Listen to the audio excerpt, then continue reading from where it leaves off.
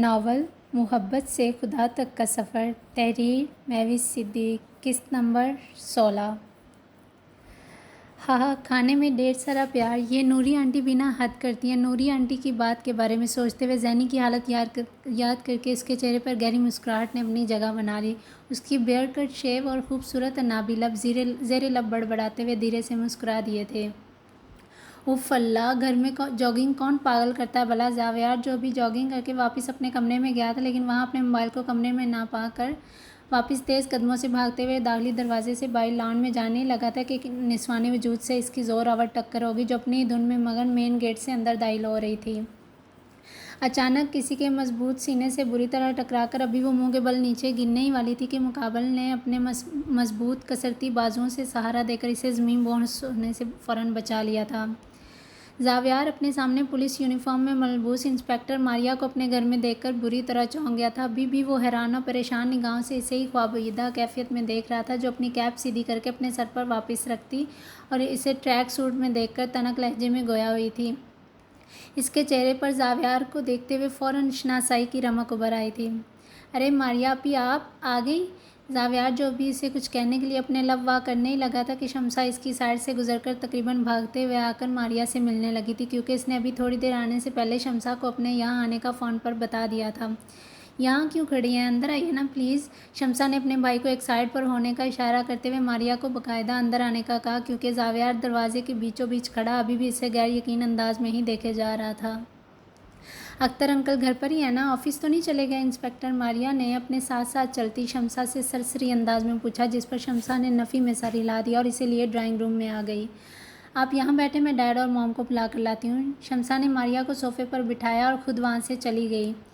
आपका दिमाग शुरू से ही काम नहीं करता या अभी ऐसे रिएक्ट कर रहे हैं। जावियार चुपचाप दरवाजे के सामने खड़ा इसे ही टिकटिकी बांधे देखे जा रहा था। इसकी निगाहों का मरकज़ पाकर खुद को मारिया अजीब बौखलाहट का शिकार हो रही थी, मगर वो कुछ ही सेकंड्स के बाद अपने असाब पर काबू पाकर इसको तंजिया लहजे में मुखातब कर गई थी।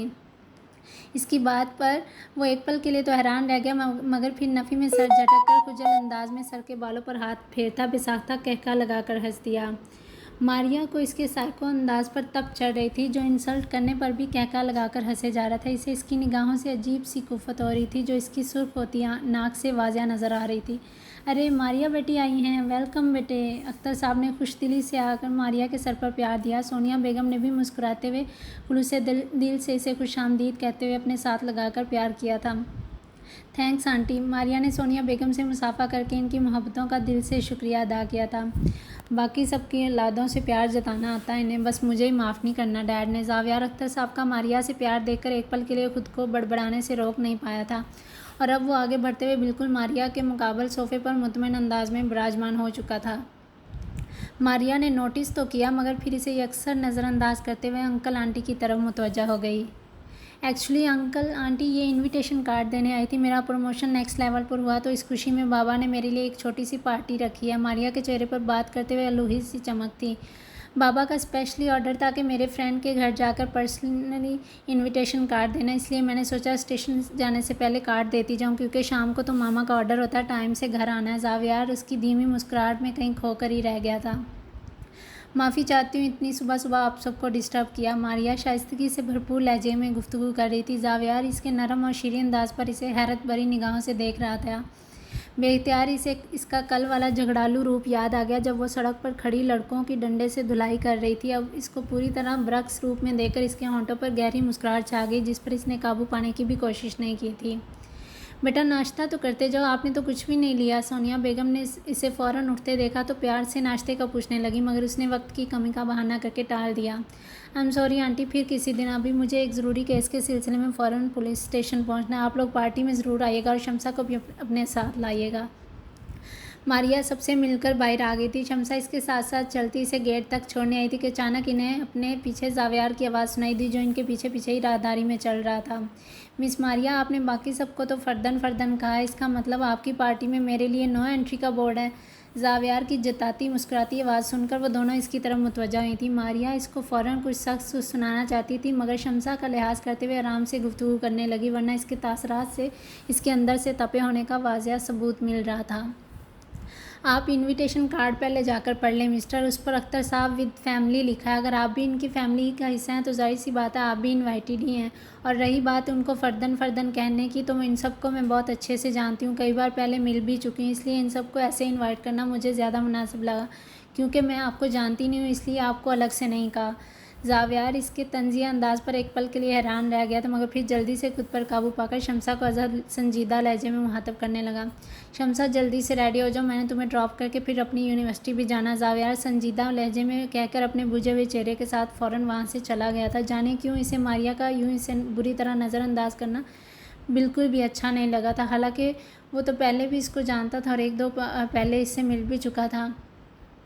मारिया ने इसके संजीदा लहजे को यकसर नज़रअंदाज किया और फिर शम्सा से मुसाफे के बाद फ़ौरन वापस चली गई। वो वहाँ से जाते जाते बेहतियार इसकी निगाह ऊपरी फ्लोर के कमरे की खिड़की की तरफ उठ गई, जहाँ ज़ावियार खड़ा इसे ही देख रहा था। इसने जल्दी से अपनी निगाह चुराई और पोर्च में खड़ी अपनी कार में बैठ गई। Hello, how are you?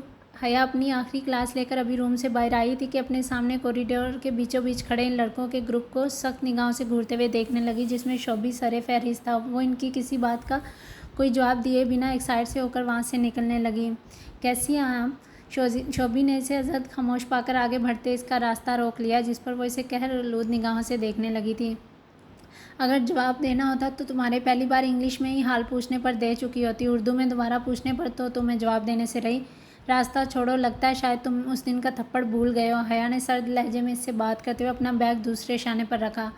आज मरियम कॉलेज नहीं आई थी, इसलिए वो अपने गुस्से को हर मुमकिन हद तक कंट्रोल करने की कोशिश कर रही थी, क्योंकि कॉलेज आने से पहले मरियम इतनी ख़राब तबीयत होने के बावजूद इससे 100 किस्म के वादे ले चुकी थी कि वहाँ कोई उल्टी सीधी हरकत नहीं करोगी। बस इसी वजह से वो अब तक सब्र व तहम्मुल से काम ले रही थी, वरना इसके तासरात बुरी तरह बिगड़ चुके थे।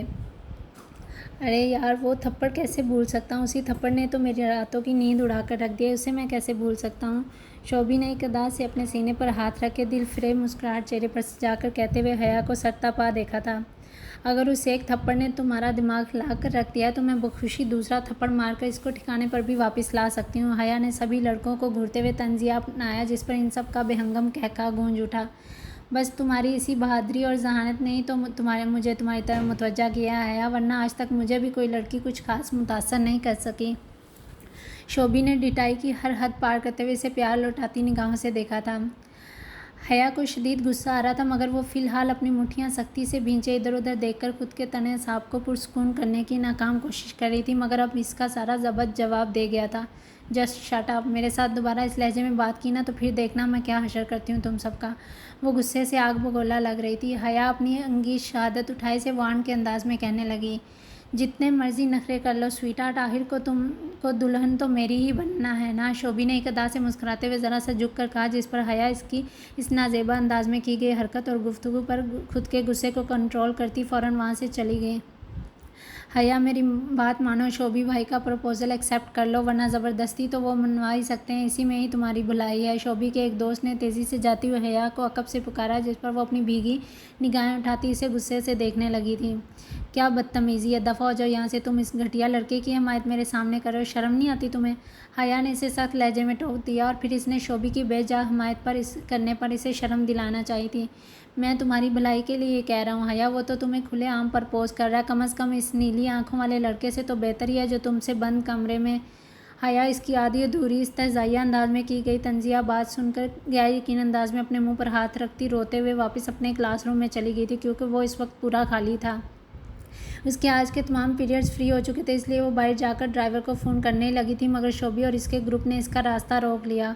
वो बैग और हाथ में पकड़ी फाइल को कुर्सी पर पटकने के अंदाज से रखकर अपने चेहरों को हाथों में छुपाकर शिद्दत से रो दिया। आज तक कभी किसी ने इससे ऐसी कोई बात नहीं की थी, मगर उस लड़के की अधूरी तंजिया बात ने इसकी मासूम शख्सियत को अंदर से हिला कर रख दिया था। चलें शम्सा, ज़ावियार ने अपनी कलाई में घड़ी पहनकर मसरूफ़ अंदाज में शम्सा को कहा, जो तकरीबन रेडी होकर सीढ़ियों से उतरती नीचे आ रही थी। जी भाई, मैं बस हिजाब पिन अप कर लूँ, फिर चलते हैं। शम्सा कहने के साथ साथ अपने क्लच से 2-4 पिन्स इकट्ठी निकालकर हिजाब को सेट करने लगी थी। ज़ावियार को उसका ये नया और मुनफरिद सा रूप बहुत अच्छा लग रहा था। बहुत प्यारी लग रही हो माशाल्लाह। ज़ावियार ने इसको गले से लगाकर फ़रते मोहब्बत से कहा, जिस पर शम्सा खुशदिली से मुस्कुरा दी थी। थैंक यू भाई, लेकिन मेरे हैंडसम भाई से तो थोड़ा कम ही प्यारी लग रही हूँ। शमसा ने मुस्कुराते हुए ज़ावियार की मर्दाना वजाहत से भरपूर पर्सनैलिटी की भी तारीफ़ की, जिस पर वो हल्का सा कहका लगाकर इसीलिए लिए बाहर आ गया क्योंकि अख्तर साहब और सोनिया बेगम को अपने साथ लेकर दूसरी कार में जाने वाले थे। पहले से काफ़ी बदल गए हैं बच्चे, दोनों के रवैयों में ही मैच्योरिटी आ गई है, सोनिया बेगम ने मुस्कुराते हुए अख्तर साहब को कहा, जिस पर उन्होंने भी इस बात में सर हिला दिया। नोटिस तो वो भी कितने दिनों से कर रहे थे। शमसा को तो काफ़ी टाइम हो गया था, इन्हें कुछ बदली बदली सी महसूस हुई थी, मगर ज़ावियार जेल से आने के बाद काफ़ी ज़िम्मेदार हो गया था। वो पूरी तवज्जो से अपने आखिरी सेमेस्टर के पेपर दे रहा था। पार्टीज़ और रात देर से आना पहले की निस्बत काफ़ी हद तक कम हो गया था। हत्ता कि वो घर के हर छोटे बड़े काम में भी दिलचस्पी ले रहा था। अभी तक अख्तर साहब ने इसे माफ़ तो नहीं किया था, मगर इसके रवैये की तब्दीली पर खुश ज़रूर महसूस कर रहे थे। उन्होंने बाकायदा खुदा का शुक्र अदा किया था कि उनके बच्चे सही डगर पर चलना शुरू हो गए थे। पूरी तरह तो नहीं, लेकिन जितनी भी थोड़ी बहुत भी तब्दीली आई थी वो इनके लिए काफ़ी खुशाइन थी। सोनिया बेगम भी अब काफ़ी हद तक तब्दील हो चुकी थी। अब वो शाज़ो नादर ही किसी किटी पार्टी में जाती थी, वरना सारा घर के काम और बच्चों को संभालने में ही निकाल देती थी। तेरा लाख लाख शुक्र है खुदाया, वरना मैं तो अपने घर की बर्बादी पर अंदर ही अंदर परेशान होकर रह गया था। अख्तर साहब ने दिल ही दिल में सोचते हुए बाकायदा खुदा का शुक्र अदा किया, जिसने इनके इस छोटे से आशाने को मज़ीद बिखरने से बचा लिया था। अस्सलाम वालेकुम ईमान आपी, मैं ज़ैनब बात कर रही हूँ। फ़ातिमा जो अभी आमना बेगम को मेडिसिन देकर सुला चुकी थी, अब अचानक फ़ोन की घंटी की आवाज़ पर मोबाइल की स्क्रीन पर जगमगाता अनजान नंबर देखकर एक पल के लिए चौंकी और फिर कमरे की सारी लाइट्स ऑफ करके बाहर आती यस का बटन दबा गई। मगर मुकाबल जानी पहचानी आवाज़ सुनकर फ़ातिमा इससे रिलैक्स अंदाज में बात करने लगी थी। वालेकुम अस्सलाम वरहमतुल्लाह वबरकातुहू। मैं आपकी आवाज़ से ही आपको पहचान गई थी। कैसी हैं आप? फ़ातिमा ने खुश दिली से मुस्कुराते जैनी से बात शुरू की, जिस पर जैनी ने आओ देखा ना ताओ सीधा उससे एक नई फरमाइश कर दी थी। मैं तो ठीक हूँ आपी, अगर आप फ्री हैं तो आज भी उसी पार्क में मिल सकते हैं जो आपके घर के पास ही है। जैनी की इस बात पर फ़ातिमा को एक पल के लिए पुरसोच अंदाज़ अपनाना पड़ा। इट्स ओके आपी, अगर आप फ्री नहीं हैं तो कोई बात नहीं, हम फिर किसी और दिन मिल लेंगे। जैनी ने फ़ातिमा को अज़द खामोश पाकर इसको डिस्टर्ब करना मुनासिब ना समझा। नहीं इट्स ओके मामा, अभी सोई हैं, वो कुछ देर बाद ही उठेंगे, मैं अभी थोड़ी देर में वहाँ पहुँच रही हूँ। क्या आप अभी वहीं हो? फ़ातिमा ने फ़ौरन इसके लहजे की संजीदगी महसूस की तो फ़ौरन ही कुछ सोचकर मान गई और फिर इसे थोड़ी देर में वहाँ पहुँचने का कहकर खुद भी जल्दी जल्दी रेडी होने लगी थी। जैनी उसके मान जाने पर दिल से खुश हो गई थी। ईमान फ़ातिमा को उसका ये सादा और मासूम सा अंदाज़ बहुत दिल को लगा था, इसलिए इसका दिल रखने के लिए इसे इनकार नहीं कर पाई। यार ज़रार, वो मरियम कहाँ है? मुझे आपकी क्लास में भी नज़र नहीं आई और यहाँ भी आसपास कहीं नहीं दिखाई दे रही। रेहान ने सरसरी अंदाज में अतराफ़ में निगाह दौड़ाकर लॉन में बैठे नमाक से किताब पर झुके ज़रार से पूछा, क्यों, क्या हुआ? तुम क्यों इन्हें ढूंढ रहे हो? ज़रार पहली बार रेहान को इस कदर संजीदा अंदाज में देखकर चौंका, इसलिए हैरत से भरी निगाहों से अपनी किताब बंद करके इसे सवालिया लहजे में पूछने लगा, जो परेशान चेहरा लिए अभी भी इधर ही मतलाशी निगाहों से देख रहा था। यार वो हया है ना, क्लास में अकेली बैठी कब से रोए जा रही है। कितनी बार पूछा उससे, लेकिन कोई रीज़न भी नहीं बता रही, बस बुरी तरह रोए जा रही है। मुझे कुछ समझ ही नहीं आ रही, इसलिए मरियम को यहाँ लेने आ गया। रेहान ने परेशानी से भरपूर लहजे में ज़रार को बताया तो वो एक पल के लिए हैरत ज़दा रह गया था, क्योंकि इसने इतने अरसे में किसी के मुँह से हया के रोने के अल्फाज कभी नहीं सुने थे। इसलिए जल्दी से अपनी बुक्स समेटता रेहान के साथ साथ हया के क्लासरूम की तरफ चल दिया। मरियम आज कॉलेज नहीं आई। ज़रार ने लंबे लंबे डग भरते अपने साथ चलते हुए रेहान को आगाह किया। अच्छा, तो इस वजह से रो रही है पगली, मैं ऐसे ही इतना परेशान हो रहा था। रेहान ने अपनी समझ के मुताबिक अंदाज़ा लगाया। तब तक वो दोनों हया के क्लासरूम के दरवाजे तक पहुंच चुके थे, जहां वो अभी भी अपना सर हाथों में छुपाए चेयर पर बैठी बुरी तरह रोने में मशगूल थी। लो देखो इसे कितना रो रही है। ज़रार ने हया को इचकोलों समेत बिलक बिलक कर रोते देखा तो इसकी आंखों में फ़ौरन लहू रंग उतर आया। रेहान, तुम कैंटीन से पानी लेकर आओ, तब तक मैं इन्हें पूछने की कोशिश करता हूँ। ज़रार ने पास खड़े रेहान को पानी की बोतल कैंटीन से लाने के लिए वहाँ से भेज दिया। पानी का नाम सुनते ही वो फ़ौरन दौड़ लगा गया था। हया, ऊपर देखो, क्या हुआ तुम्हें? ज़रार ने खुद के असाब पर काबू पाते इसकी कुर्सी से थोड़ा फासले पर खड़े होकर अजहद गंभीर लहजे में पूछा था, जो सर झुकाए अभी भी शिद्दत से रोने में मसरूफ़ थी। Zarar, leave me alone, just go from here please. Haya ने रोते हुए एक दफ़ा अपना चेहरा उठाकर सख्त लहजे में कहा और फिर से अपना सर हाथों में टिकाए बुरी तरह रोने लगी। ज़रार इसकी सुर्ख, रोती, सूजी, मुतवर्रम आँखें और आंसुओं से तर चेहरा देखकर खुद को रोक न सका, इसलिए फ़ौरन आगे बढ़ते हुए हया को बाजू से पकड़कर अपने सामने सीधा खड़ा कर दिया, मगर वो फिर भी अपना एक हाथ चेहरे पर से नहीं हटा पा रही थी। हया, किसी ने तुमसे कुछ कहा है? ज़रार बमुश्किल उसको इस तरह रोते हुए देख रहा था। इसका लरजता वजूद देखकर इसकी दिल की धड़कनें बेहतियार मुंतशिर हो रही थी, जिनको वो कमाल ज़बत का मुशाहरा करते हुए कंट्रोल करने की सही कर रहा था। हया, मैं तुमसे कुछ पूछ रहा हूँ, ज़रार ने अब की बार ज़रा सख्त लहजे में कहा, जिस पर हया एकदम सहम कर थोड़ा पीछे हो गई। उसके आंसू ज़रार की नीली आंखों की बढ़ती सुर्खी देखकर थम से गए थे। फिर हया ने अकला कर रोते हुए थोड़ी देर पहले शोभी के दोस्त की घटिया बातें ज़रार को बता दी। ये सब सुनकर इसने अपनी कमर के पीछे हाथ की मुट्ठी बनाकर अपने गुस्से को कंट्रोल किया। हया की टुकड़ों में की गई बात पर वो इसे साकत निगाहों से देखने लगा था। उसकी गहरी झील जैसी आंखों का रंग सफ़ेद और नीला होने के बजाय सुर्ख और नीला पड़ गया, जो इसके चेहरे के तासरात को अजीब वहशियाना रंग दे रहा था। चलो आओ मेरे साथ, ज़रार ने आगे बढ़ते हुए हया का दाहिना हाथ थाम लिया और संजीदा लहजे में इस लड़के के बारे में बताने का कहा। नहीं ज़रार, प्लीज़ छोड़ो, मुझे नहीं भाई जाना। हया ने फिर से रोते हुए ज़रार से अपना हाथ छुड़वाना चाहा, जिस पर इसने से सख्त निगाहों से घूर कर इसके बहते आंसू अपने हाथ के पोरों से साफ़ किया और इसे अपने साथ लिए फ़ौरन वहाँ से चल दिया। अब तुम दोबारा नहीं रोगी हया। ज़रार ने इसकी तेज़ी से दोबारा नम होती आंखें देखी तो इसे इंग्लिश शहादत उठाकर वार्न करते हुए कमरे से बाहर आकर इसका हाथ छोड़ दिया और फिर इसके साथ साथ चलने लगा। हया को फिर से कुछ देर पहले का लम्हा सा याद आया तो इसने जल्दी से अपने हाथों की पूंछ से अपने आंसू साफ कर लिए। वादा फिर से ज़रार देख न ले।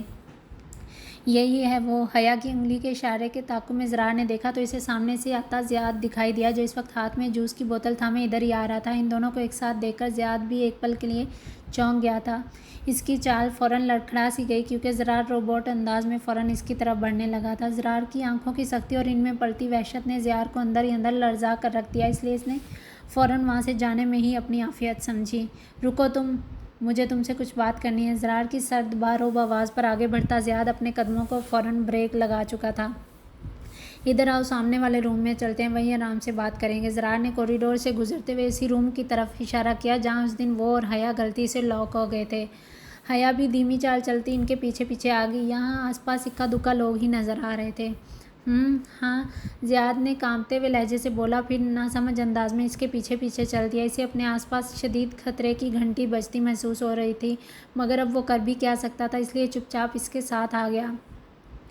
ज़रार ने हया के अंदर आने से पहले ही कमरे का दरवाज़ा बंद कर दिया था। हया ज़रार के सर्द बर्फ़ की तरह मुंजमद पथरीले तासरात से बुरी तरह घबरा रही थी। इसे समझ नहीं आ रहा था कि ऐसा क्या करे, इसलिए चुपचाप वहीं कमरे के बाहर मौजूद बेंच पर बैठ गई। हाँ ज़ियाद, तो क्या कह रहे थे तुम हया से? ज़रार ने कमरे के अंदर आकर अपने हाथों की मुट्ठी कमर के पीछे बांधते हुए सवालिया अंदाज में इससे पूछा, जिस पर ज़ियाद की आंखें हैरत से फटी की फटी रह गई थी। नहीं, कुछ भी नहीं। ज़ियाद इसकी बात सुनकर बुरी तरह सटपटा कर रह गया था। मैं तो बस इसे समझाने की कोशिश कर रहा था। ज़ियाद के ये कहने की देरी थी कि ज़रार ने एक ज़ोरावर पंच इसके मुंह पर दे मारा। क्या समझाने की कोशिश कर रहे थे तुम इसे? हाँ, ज़रार ने सख्त लहजे में इसे दोबारा गिरेबान से पकड़कर ज़मीन से उठाया, क्योंकि वह इसके भारी मुक्के से मुंह के बल नीचे गिर गया था। वो इस वक्त डर के मारे बाकायदा कँपकँपा रहा था। हालांकि इसका कद काठ ज़रार से कहीं ज़्यादा था, मगर उसकी मजबूत गिरफ्त और रौबदार गंभीर भारी लहजे पर वो ज़रार के सामने किसी भीगी बिल्ली की तरह महसूस हो रहा था। वो शोभी भाई ने हया को प्रपोज़ किया तो ज़ियाद ने अभी थोड़ी बात शुरू की ही थी कि ज़रार ने एक और भारी पंच मारकर इसे चंद पल के लिए कुव्वत समात से महरूम कर दिया था। ज़रार के पैर दर पे मुक्के पर वो दर्द के मारे बिलबिला उठा था। ज़रार के अपने हाथ भी छिलकर ज़ख्मी हो गए थे, क्योंकि ज़ियाद ने अपने कानों में अजीब सी नोकीली बालियाँ पहन रखी थी, जिससे लगकर इसका हाथ बुरी तरह ज़ख्मी होकर इससे खून बहने लगा था। ये कॉलेज है या मैरिज ब्यूरो जहाँ तुम और तुम्हारे दोस्त लड़कियों को प्रपोज़ करते फिरते हो? हया को प्रपोज़ करने की बात सुनकर ज़रार गुस्से से तिलमिला उठा। फिर इसने संजीदा अंदाज में कहते हुए अपने भारी बूटों की इसकी कमर पर दे मारी, जिस पर वह दर्द से दोहरा होकर नीचे गिर गया। इसे लग रहा था आज ज़रार की जुनूनी कैफियत के हाथों इसके जिस्म की कोई हड्डी या पसली सलामत नहीं रहेगी। और तुम्हारी हिम्मत कैसे हुई हया से इस किस्म की घटिया बात करने की? तुम्हें तो अब मैं बताऊंगा कि बंद कमरे में आखिर होता क्या है। ज़रार ने यह कहने के साथ साथ इसके जिस्म पर मुक्कों, लातों और घुंसों की बारिश कर दी थी। आइंदा इस किस्म की कोई भी बात की ना तो तुम अपनी टांगों पर खुद को कभी खड़ा नहीं कर पाओगे। ज़रार इसे बालों से जकड़कर इसके मुंह पर थप्पड़ मारे जा रहा था। मुझे माफ़ कर दो प्लीज़ ज़रार, आइंदा ऐसा कभी नहीं होगा। ज़ियाद मुश्किल अपना आप छुड़वाकर अब इसके सामने हाथ जोड़ रहा था। आइंदा ऐसी कोई बात करोगे बताओ मुझे। ज़रार इस वक्त बिखरा हुआ शेर दिखाई दे रहा था। इसके हाथ शदीद ज़ख्मी हो चुके थे, मगर इसे अपने ज़ख्मों की भी परवाह नहीं रही थी। तभी हया एक झटके से दरवाज़ा खोलकर अंदर आ गई, जहाँ पर इस वक्त मैदान जंग का समा बन चुका था, जहाँ से ज़ियाद का बच निकलना मुश्किल साबित हो रहा था। इसलिए इसने भागकर अंदर आते हुए ज़रार का हाथ पकड़ लिया, जिससे वो दर्द से कराहते ज़ियाद को मार मार कर अधमुआ कर रहा था। हया जाओ यहाँ से। ज़रार ने गुस्से से अपना हाथ छुड़वाकर इसे बाहर की तरफ धकेलना चाहा, जो दरवाजे की चिटकनी सही से लॉक न होने की वजह से अंदर आ चुकी थी, मगर हया ने फिर से ज़बरदस्ती इसका हाथ पकड़कर ज़ियाद को वहाँ से भाग जाने का कहा। जल्दी उठो और भागो यहाँ से। हया ने अपना पूरा जोर लगाकर उसे पकड़ रखा था। हया के बस कहने की ही देर थी कि ज़ियाद वहीं पिछले दरवाजे से भागता बिना किसी की तरफ देखे अपनी गाड़ी चलाकर फ़ौरन कॉलेज से बाहर जा चुका था। वो अपनी जान बख्शी पर शुक्र अदा कर रहा था, वरना आज इसे ज़रार के हाथों जिंदा बच जाने की कोई उम्मीद बाकी नहीं रही थी। ज़रार ज़ियाद के जाने के बाद वहीं मौजूद कुर्सियों में से एक पर डहने के अंदाज से बैठ गया था। वो खुद के तने असाब को कंट्रोल करने के लिए अपनी ज़ख्मी हाथों की मुट्ठियों को ज़ोर से खींचकर दबा रहा था। ऐसा करने से इसके दर्द में इजाफा हो रहा था, मगर वो खुद को अज़ियत देकर अपने अंदर छिड़ी एक जंग से छुटकारा हासिल करना चाहता था। ज़रार, तुम्हारे हाथों से खून। हया की निगाह अभी भी ज़मीन पर गिरते खून के कतरों पर गई तो वो घबरा कर कहती इसके सामने मौजूद कुर्सी पर बैठ गई थी। इसने जल्दी से बैठते इसका हाथ थामना चाहा, जिसे ज़रार ने गुस्से से थोड़ा पीछे झटक कर तकरीबन अपनी रानों पर टिका लिया। कुछ नहीं हुआ मुझे, ज़रार सर्द लहजे में इससे गोया हुआ, क्योंकि इसे अभी ज़ियाद के वहाँ से चले जाने पर शदीद गुस्सा आ रहा था। इसलिए वो शदीद तैश के आलम में इसे घूरते हुए बाकायदा अपना रुख फेर गया था। I am so sorry Zarar, मेरी वजह से तुम्हारे हाथ इतने ज़ख्मी हो गए। हया ज़रार के ज़ख्मी हाथों को फिर से पकड़ती अपनी भीगी आंखों समेत रोते हुए इनको देखने लगी थी, जिनसे अभी भी खून के कतरे ज़मीन पर गिरकर लगातार बहे जा रहे थे। प्लीज़ मुझे माफ़ कर दो ज़रार, हया ने नादम लहजे में कहकर अपने आंसुओं समेत रोते हुए बेख्तियार अपना सर इसके ज़ख्मी हाथों पर रख दिया था। ज़रार अपने हाथों की हथेलियों पर इसके झुके सर की पेशानी का लमस महसूस करते एक पल के लिए साकत रह गया था। इसकी आंखें हैरत के मारे अपना हुजम मज़ीद फैला गई थीं। उससे हया का रोता बिलखता वजूद किसी सूरत नहीं देखा जा रहा था। इसके अंदर फिर से गुस्से की लहर किसी लावे की तरह उबलने लगी थी। इसका खून फिर से जोश मारने लग गया, जिस पर वह जल्दी से अपना रुख फेर कर सख्ती से आंखों को नीचे खुद पर ज़ब्त करने की कोशिश करने लगा था। आई एम सो सॉरी, भीगे लहजे में कहते हुए इसकी फ़राक पेशानी अभी तक ज़रार के हाथों की मुट्ठी पर ही थी कि अब ज़रार से अपना आप संभालना मुश्किल हो गया था। हया, अगर तुमने अभी के अभी रोना बंद नहीं किया तो इस लड़के को अभी तुम्हारे सामने यहीं जिंदा ज़मीन में गाड़ दूंगा। ज़रार की भारी आवाज़ पर हया ने बेख्तियार चौंकते हुए अपना झुका सर ऊपर उठाया। हया अपनी सूजी सुर्ख आंखों समेत इसकी झील रंग आंखों में देखने लगी तो ज़रार ने जल्दी से अपना रुख दूसरी तरफ फेर लिया था, क्योंकि वह अच्छे से जान गया था अगर उसने अभी हया की आंखों में देखा तो कभी भी अपने आप को कंट्रोल नहीं कर पाएगा। इसलिए इसने अपनी निगाहें इसके सरापे से हटाकर बमुश्किल खुद को कंट्रोल किया और फिर अपनी मुट्ठियों को सख्ती से आपस में भींचते फ़ौरन चेयर से उठ खड़ा हुआ। हया, जल्दी से चलो यहाँ से, तुम्हें घर ड्रॉप कर दूँ। ज़रार ने कमरे के दरवाजे के पास जाकर तेज़ लहजे में इसे मुखातब किया। हया, जो अभी भी गैर यकीन अंदाज में घिरे से ही देख रही थी कि अभी कुछ करने के लिए अपने लबवा करने लगी थी कि फिर से ज़रार की सख्त आवाज़ कमरे में गूंज उठी। जल्दी उठो हया, एक बार में कई बात तुम्हें समझ क्यों नहीं आती। ज़रार ने गुस्सीले लहजे में इसको बुत बने देख फिर से मुखातब किया, जिस पर हया ने अपनी पूर्णम आंखों को साफ किया और इसके पीछे धीमे कदमों से चल पड़ी। लेकिन ज़रार, तुम्हारा हाथ। ज़रार ने कार में बैठकर ड्राइविंग सीट संभाली, जिस पर बादल नखास्ता। हया ने इसके हाथों की चोट देखकर फिर से इसे फिक्रमंद लहजे में मुखातब किया। इतनी सी चोट से मर नहीं जाऊंगा, जल्दी बैठो। ज़रार ने इसकी तरफ देखे बिना सर्द लहजे में कहा और कार स्टार्ट कर दी। एक तो मैं पहले ही इतनी अपसेट हूँ, ऊपर से तुम हो कि मुझे तब से डांटे ही जा रहे हो। हया ने इसके लबों से मरने की बात सुनकर फिर से रोना शुरू कर दिया था। हया को उसका सर्द अंदाज अंदर ही अंदर परेशान कर रहा था और ऊपर से रही सही कसर उसकी डांट ने पूरी कर दी थी। ज़रार का दिल इसकी बात के जवाब में इसे एक नज़र देखना चाहता था। अपने हाथ के पोरों से इसके बहते आंसू साफ करके इसे चुप करवाना चाहता था, मगर इसने खुद के असाब पर काबू पाते अपने हाथों की गिरफ्त को स्टीयरिंग पर मज़ीद मजबूत कर दिया, क्योंकि आज इसे हर हालत में अपने नफ्स को कंट्रोल करना था, जो बार बार इसे हया की तरफ देखने पर मजबूर कर रहा था। इसलिए इसने हया की बात का कोई भी जवाब दिए बिना अपनी तवज्जो बस ड्राइविंग पर मरकूज़ रखी, क्योंकि अगर वो इस वक्त अपने दिल की सुनकर इसकी तरफ देख लेता तो इसने नादानस्तगी में ज़रूर ऐसी कोई हरकत कर जानी थी जिससे वो खुद तो पछतावों में घिर ही जाता, लेकिन इसके साथ साथ हया को भी बाद में इसकी ये हरकत नागवार गुजरनी थी। इसलिए इसने अपने नफ्स को मात देकर इसे कंट्रोल करते हुए ज़ब्त का आला तरीन मुजाहरा किया, जबकि हया इसके इस कदर लाताल्लुक़ अजनबियत और बेगानगी से रवैये पर फिर से रोने में मशगूल हो चुकी थी। बहुत बेहिस हो तुम ज़रार, पत्थर के बने हो, तुम्हें किसी की फीलिंग से कोई फ़र्क नहीं पड़ता। हया अपने घर के सामने कार रुकने पर इसे तलख लहजे में कहती अपने आंसू हाथों की हथेलियों से रगड़कर साफ करने लगी, जिस पर ज़रार ने इसे बिना देखे डैशबोर्ड से टिश्यू बॉक्स उठाकर इसके सामने किया, जिसे हया ने गुस्से से थामकर पिछली सीट पर फेंक दिया और खुद अपना बैग पकड़ती कार से उतर के इसका साइड डोर खटाक से बंद कर दिया। हया ने ज़रार का सारा गुस्सा कार के दरवाजे पर निकाला, जिस पर एक पल के लिए ज़रार को अपनी आंखें सख्ती से बंद करनी पड़ी। ज़रार उसके गेट के अंदर जाने तक वहीं रुका रहा था। हया ने मुड़कर एक बार भी पीछे नहीं देखा था, जबकि ज़रार का दिल उसकी एक झलक देखने को शिद्दत से तड़प कर मचल रहा था। हया घर के अंदर चली गई तो ज़रार ने गहरा सांस लेकर कार वापस स्टार्ट कर दी। इसके हाथों का खून रिस रिस कर तकरीबन जम चुका था, मगर दर्द हनूज बाकी था। इसलिए ज़रार ने कार को घर के रास्तों पर डालने की बजाय इसका रुख क्लिनिक की तरफ कर दिया था। 10 मिनट के फासले पर वो डॉक्टर के क्लिनिक पर पहुंच गया तो वो वहाँ डॉक्टर इसे फ़र्स्ट एड देने लगा, क्योंकि अगर सिकंदर शाह आसमा बेगम में से कोई भी ये जख्म देख लेता तो उन्होंने फ़ौरन इंक्वायरी शुरू कर देनी थी। इसलिए इसने खुद ही एहतियात बरतते हुए डॉक्टर से जख्म साफ़ करवाकर मेडिसिन ले ली थी, ताकि किसी को शक ना गुजरे, क्योंकि अगर इसके हाथ पर पट्टी लग जाती तो सब ने इससे सवालात पूछ कर इसका बुरा हाल कर देना था। फिर मजबूरन इसे सच बताना पड़ना था, जो वो हरगिज़ नहीं चाहता था, क्योंकि किसी से झूठ बोलना, गलत बयानी करना इसकी फितरत में ही शामिल नहीं था। अस्सलाम वालेकुम ईमान आपी, कैसी हैं आप? जैनी ने दूर से आते हुए फातिमा को देखा तो तेज़ी से भागकर इसके गले लगी, इससे इसका हाल पूछने लगी थी। फातिमा इसकी गर्मजोशी पर एक पल के लिए मुस्कुरा कर रह गई थी।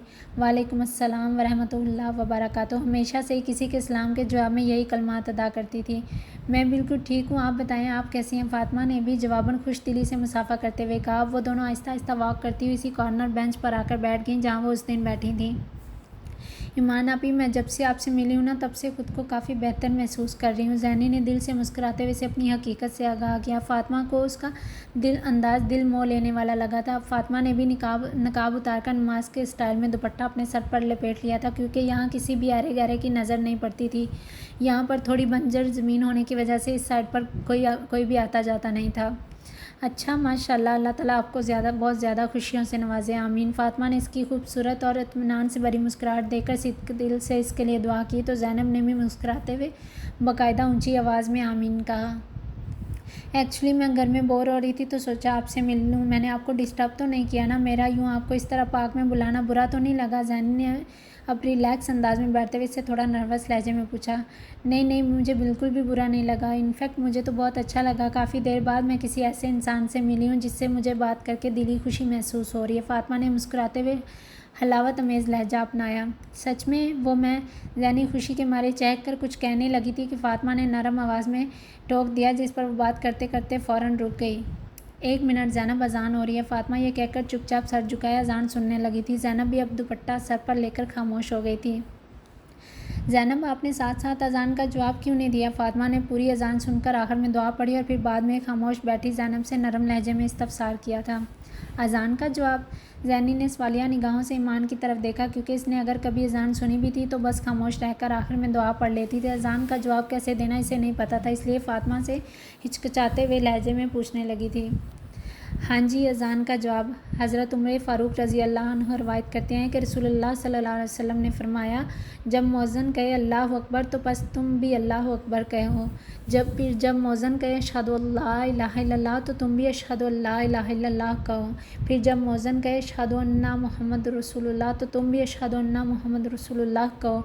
फिर जब मौज़न कहे हय्या अलस सलाह तो तुम कहो वला हौला वला कुव्वता इल्ला बिल्लाह। फिर जब मौज़न कहे हय्या अलल फलाह तो तुम कहो वला हौला वला कुव्वता इल्ला बिल्लाह। फिर जब मौज़न कहे अल्लाह अकबर तो तुम भी कहो अल्लाह अकबर। फिर जब मौज़न कहे ला इलाहा इल्लल्लाह तो तुम भी ला इलाहा इल्लल्लाह कहो। जो शख्स अपने सिद्क दिल से मौज़न के कलमात का जवाब देगा तो जवाब की बरकत से बहिश्त में दाखिल हो जाएगा। मुझे बिल्कुल भी नहीं पता था इस बारे में, मैंने पहले कभी गौर ही नहीं किया। इंशाल्लाह नेक्स्ट टाइम जब भी अज़ान सुनी तब इसका जवाब देने की पूरी कोशिश करूँगी। जैनी ने शर्मिंदगी के मारे सर झुकाते हुए नादम से लहजे में एतराफ़ किया। ऐसे हकीकतन इस बात का इल्म नहीं था। इंशाल्लाह, ईमान धीमे से मुस्कुराती। आपको पता है ज़ैनब, अज़ान का जवाब देना तो सुन्नत में शामिल है और इस बारे में हदीस मुबारका है कि जिसने मेरे बाद मेरी किसी छोड़ दी गई सुन्नत को ज़िंदा किया, इसको इस पर अमल करने वाले तमाम लोगों के बराबर सवाब मिलेगा। आपने इस पर खुद भी अमल करना है और जिनको इस बारे में नहीं पता उन्हें भी बताना, ताकि आपको भी इसका सवाब मिले। फातिमा ने इसे रसान से समझाया। जी ज़रूर आपी। ज़ैनब ने पूरे दिल से अपनी बाकी मानदा ज़िंदगी में यह अमल करने का तहैया कर लिया था। मैंने तो जब से हदीस मुबारका में पढ़ा है कि 2 वक्तों की दुआ रद्द नहीं की जाती, अज़ान के वक्त और बारिश के दौरान, तब से मैं इन औकात में अल्लाह ताला से ज़रूर कोई ना कोई दुआ मांगती हूँ। फातिमा ने हदीस का हवाला देते हुए कहा। आप सही कह रही हैं आपी, मैं भी इन दोनों औकात में ज़रूर अल्लाह ताला से अपने दिल की हर हाजत के लिए दुआ मांगूंगी। जैनी का चेहरा इस बात पर अच्छा खासा चमक उठा था। फातिमा इसके दिल की दुआ अभी से ही समझ गई थी, मगर इसे कहा कुछ नहीं था। एक दिन आमना बेगम टीवी पर मौलाना तारक जमील का बयान सुन रही थी कि अचानक ब्रेक आने पर उन्होंने चैनल बदला तो अगले न्यूज़ चैनल पर ज़ैनब की वीडियो वायरल होने की खबर चल रही थी, जिस पर आमना बेगम रिमोट पर अपना हाथ रोके इस खबर को देखने लगी थी। अचानक पास से गुजरती ईमान फातिमा की निगाह भी एंकर के बेबाक अंदाज में वीडियो पर तबसरा करने पर इसने तासुफ से नफ़ी में सर हिला दिया, क्योंकि इसे यूं सरेआम किसी लड़की की इज्जत उछालने पर एंकर पर ताव आ गया था। इसलिए इसने आगे बढ़कर इस हकीकत चैनल को सिरे से ही डिलीट कर दिया और रिमोट वापस आमना बेगम के हाथ में थमाकर किचन में जाकर सब्जियां काटने लगी थी। आमना बेगम ने भी इसकी इस हरकत पर इसे कुछ नहीं कहा, क्योंकि इन्हें भी मीडिया वालों की हरकत बहुत ज़्यादा नागवार गुजरी थी। फातिमा ज़ैनब को पहले दिन ही पहचान गई थी। ये वही वायरल वीडियो वाली लड़की है, मगर इसने खुद को अनजान ही ज़ाहिर किया ताकि वो खुद से शर्मिंदगी महसूस ना करे। इसने जानबूझकर इस हकीकत को इसके सामने आश्कार ना करके इसकी पर्दापोशी कर ली। ठीक है ज़ैनब, मैं भी चलती हूँ, नमाज का वक्त होने वाला। फातिमा कुछ देर बाद इससे उठकर बाकायदा मुसाफा करने लगी थी। अभी से आप ही, लेकिन अभी तो अजान हुई है, थोड़ी देर बाद पढ़ लीजिएगा। ज़ैनी ने इसको बेंच से उठते देखा तो फ़ौरन बोल उठी, ज़ैनब, हर नमाज को उसके औकात में ही अदा करना चाहिए, इसकी बहुत बड़ी फजीलत है। हदीस मुबारक है कि हज़रत अब्दुल्ला बिन मसूद रज़ी अल्लाह अन्हु रवायत करते हैं कि मैंने रसूलुल्लाह सल्लल्लाहु अलैहि वसल्लम से अर्ज़ किया, या रसूलुल्लाह, अल्लाह ताला को कौन सा अमल सबसे ज़्यादा महबूब है? रसूलुल्लाह सल्लल्लाहु अलैहि वसल्लम ने फरमाया, नमाज को इसके मुकर्ररा वक्त पर पढ़ना। ये तो हम पर एहसान है कि नबी सल्लल्लाहु अलैहि वसल्लम की हदीस से हमें पता चल गया कि अल्लाह ताला को क्या पसंद है और क्या नापसंद। तो जब हमें पता चल ही चुका है तो फिर तो इस पर अमल करना हमारा फ़र्ज़ है ना, ताकि हम अल्लाह ताला की पसंद का अमल करके अपनी तरफ से इसको राज़ी करने की अदना सी कोशिश करें। और इस वक्त की नमाज की फ़जीलत भी बहुत ज़्यादा लिखी गई है। कहा गया है, जो दो ठंडी नमाज़ें फ़जर और असर पड़ता है वो जन्नत में जाएगा। Okay, thank you so much for coming आपी, सी यू अगेन। ज़ैनी अब उठकर इससे मुसाफा करने के बाद इसके साथ साथ चलने लगी थी। इंशाअल्लाह, फातिमा ने धीरे से मुस्कुरा कर कहा और फिर पार्क से बाहर आ गई। ज़ैनी भी बाइक के अंदाज में हाथ हवा में लहराकर वापस अपनी कार में बैठ गई थी। ड्राइवर ने इसके बैठने के बाद कार वापस घर के रास्ते पर डाल दी। शुक्र है ईमान आपी ने मुझे बता दिया, वरना मैं तो कभी भी इस बात पर अमल ना कर पाती। ज़ैनी ने दिल ही दिल में ईमान की बातों को सोचते हुए शुक्रिया अदा किया था। इसे फातिमा की बातें बहुत अच्छी लगती थी, इसलिए अभी से इसका दिल फातिमा से मिलने के लिए मचलने लगा था। घर वापस आते ही ज़ैनब ने सबसे पहले वज़ू करके असर की नमाज अदा की थी। आज तो सारा दिन बहुत ही हेक्टिक रूटीन रही। अजलान ज़ेरेलब बड़बड़ाते हुए अपना लास्ट शूट देकर वापस अपने ऑफिस में आ गया, जहां इसे कुछ नई फिल्म के स्क्रिप्ट पढ़ने थे ताकि वो डिसाइड कर सके आया उसे ये सब फिल्म साइन करनी चाहिए या नहीं। अगर आज ज़मान यहाँ होता तो काफ़ी हेल्प हो जानी थी, मगर अब तो सब कुछ मुझे खुद ही हैंडल करना पड़ेगा। पता नहीं वो इस लड़के की सारी इन्फॉर्मेशन निकाल भी सका है या नहीं। अजलान ने स्क्रिप्ट की फ़ाइल खोलकर सामने रखी, तभी अचानक इसे ज़मान याद आ गया। पहले इसका हर काम खुद वो करता था, क्योंकि अजलान को सिर्फ ज़मान ही अच्छे से जानता था वो कौन सा काम कर सकता है और कौन सा नहीं। ज़मान को इस सब का बखूबी इल्म होता था। आधे से ज़्यादा स्क्रिप्ट तो ज़मान खुद ही पढ़कर साफ मना कर देता था। अगर ज़मान को कोई स्क्रिप्ट बहुत अच्छा लगता तभी वो इस फाइल को आगे अजलान के पास भेजता था और फिर ही वो लोग इस पर मज़ीद काम करते थे। मगर इस वक्त ज़मान ज़ावियार इसके दोस्तों के बारे में इंफॉर्मेशन निकालने में लगा हुआ था। अजलान ने थोड़ी देर फाइल को रीड किया और फिर अपने सर को सीट की पुश से टेक लगाकर थोड़ी देर के लिए अपनी आंखें मूंद गया। तभी इसके ज़हन के पर्दे पर कल रात का मंजर अक्स बनकर छाने लगा। वो अपनी बंद आंखों से इस मंजर को धीमी मुस्कुराहट चेहरे पर सजाए फिर से याद करने लगा था। अजलान को गहरी नींद सोते हुए रात के किसी पहर अचानक अपने सीने के बहुत करीब किसी की नरम गरम सांसों की तपश महसूस हुई थी। अजलान इस वक्त बाएं करवट पर लेटा हुआ था। इसकी तपश को महसूस करते इसकी आंखें झट से खुल गई थी। सामने देखने पर जो मंजर इसकी निगाहों के सामने था, इसने इसे कुछ पल के लिए हैरत के मारे चौंकने पर मजबूर कर दिया। और फिर वो नीली मदम रोशनी में ही ज़ैनी के चेहरे को गौर से देखने लगा, जो इस वक्त इसके बिल्कुल पास ही 1-2 फुट के फासले पर लेटी हुई आराम से सो रही थी। ज़ैनी हमेशा अपना पिंक टेडी बेयर सेंटर में रख कर सोती थी। शादी के बाद से ही अजलान ने महसूस किया था कि ज़ैनी इस टेडी बेयर के साथ बहुत ज़्यादा अटैच है, क्योंकि जब कभी रात के किसी पहर अजलान की आंख खुलती, ज़ैनी हमेशा अपने पिंक टेडी बेयर को हक किए आराम से सो रही होती थी। मगर आज उसका पिंक टेडी बेयर इसके तकिए के ऊपर पड़ा हुआ था। शायद वो दरमियान में रखना भूल गई थी और इसे सोते सोते पता ही नहीं चला कब वो अजलान की साइड पर आ गई थी। शायद कंफर्टर का ज़्यादा झुकाव अजलान की तरफ था, इसलिए कंफर्टर लेने के चक्कर में वो भी इधर आ गई थी। ज़ैनी इस वक्त सुकड़ी सिमटी सी लेटी हुई थी। अजलान ने महसूस किया शायद ज़ैनी को इस वक्त सर्दी लग रही है, इसलिए रिमोट से हीटर ऑन करने के बाद कंफर्टर निकालकर के ऊपर अच्छे से डाल दिया और फिर खुद भी आकर इससे थोड़ा दूर फासले पर आकर लेट गया। जैनी ने अचानक दाहिनी साइड पर करवट ली और कंफर्टर से खुद को अच्छे से लपेटती पुरस्कून अंदाज में सो गई। अजलान काफ़ी देर तक मदम रोशनी में इसके खूबसूरत नकूश को तकता रहा था। वो सोते हुए कोई मासूम सी अप्सरा लग रही थी। इसकी आंखों पर घनेरी पलकों का साया फगन था। गुलाबी होंठ थोड़े से खुले रह गए थे, जिनको देखकर अजलान के चेहरे पर बेख्तियार ही धीमी मुस्कुराहट ने जगह बना ली, जिसे इस बार खिलाफ तवक्का इसने छुपाने की कोशिश नहीं की थी। इसके गुलाबी रुखसार इस वक्त आधे से ज़्यादा बालों से ढके हुए थे। एक पल के लिए अजलान को ये आवारा लटे इसके खूबसूरत चेहरे पर एक पर्दा लग रही थी, जिन्होंने इससे जैनी का आधा चेहरा छुपा लिया था। एक पल के लिए इसका दिल किया वो इन जुल्फ़ों को अपने हाथ से पीछे हटाकर जैनी का ये पर्दा गिरा दे, मगर फिर बहुत जल्दी इसने खुद के असाब पर काबू पाते हुए अपने बढ़ाए हुए हाथ को पीछे करके खुद को ये जसारत करने से रोक लिया। अजलान को अभी तक अपने सीने पर इसकी नरम गरम सांसों की तपिश महसूस हो रही थी। बेख्तियार इसका हाथ अपने सीने पर गया, जहाँ जैनी की सांसों ने अभी तक डेरा जमा रखा था। गहरी नींद में जाने तक जाने कितनी ही देर अजलान इसके मासूम चेहरे को तकता रहा और फिर खुद भी नींद की वादियों में गोताजन हो गया। अभी भी रिवॉल्विंग चेयर पर बैठे अजलान का हाथ बेख्तियार इसी जगह पर गया, जहाँ पर जैनी की सांसों की खुशबू की महक अभी तक बाकी थी। इसने झट से आंखें खोली और फाइल बंद करके फ़ौरन ऑफिस से बाहर निकल आया।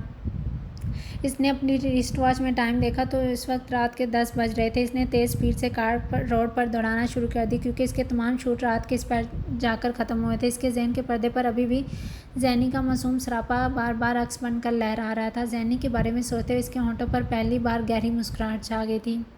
सर, एक बुरी खबर है। शाहजेब अपने लैपटॉप पर कुछ ज़रूरी काम कर रहा था कि अचानक अंदर आते मुलाजिम ने डरते डरते अपने बॉस को इस खबर से आगाह किया था, जिस पर शाहजेब साहब की लैपटॉप पर हरकत करती उंगलियां एक पल के लिए रुक सी गईं। अब वो सर उठाकर इस मुलाजिम के परेशान तासरात को बगौर देखने लगे थे। क्या हुआ, कैसी खबर? शाहजेब साहब ने अपनी मखसूस उखड़ लहजे में मुलाजिम से पूछा था। एक्चुअली सर, वो मुलाजिम की ज़ुबान इस वक्त इसका साथ नहीं दे रहा था। अब बक भी दो, क्या मैं यहाँ तुम्हारे लिए फ़ारग बैठा हुआ जो तुम इस तरह बात कर रहे हो? शाहजेब साहब ने गुस्से से अपना लैपटॉप बंद कर दिया और इसे तीखी निगाहों से घूर कर देखने लगे थे। सर, वो जो आपने नई हाउसिंग सोसाइटी बनाई है ना? मुलाजिम ने फिर से इतनी सी बात करके ब्रेक लिया, जिस पर शाहजेब साहब को तप चढ़ चुकी थी। या तो तुम दफ़ा हो जाओ यहाँ से, या फिर अपनी बात पूरी करो। फजूल का ड्रामा करके सस्पेंस क्रिएट करे जा रहे हो। शाहजेब साहब को इसका डरपोक अंदाज मुलाजिम के अंदाज पर शदीद गुस्सा आ गया था। सर, वहाँ का एक घर ख़राब मौसम की वजह से गिर गया और इस घर के मलबे तले एक ही ख़ानदान के सारे अफराद जाँ बहक हो गए हैं। अब की बार मुलाजिम ने शाहजेब साहब के डर से बिना ब्रेक के पूरी बात कही थी, जिस पर शाहजेब साहब के चेहरे का रंग भक से उड़ गया था। Oh my God! शाहजेब साहब ने यह खबर सुनकर अपना सर हाथों में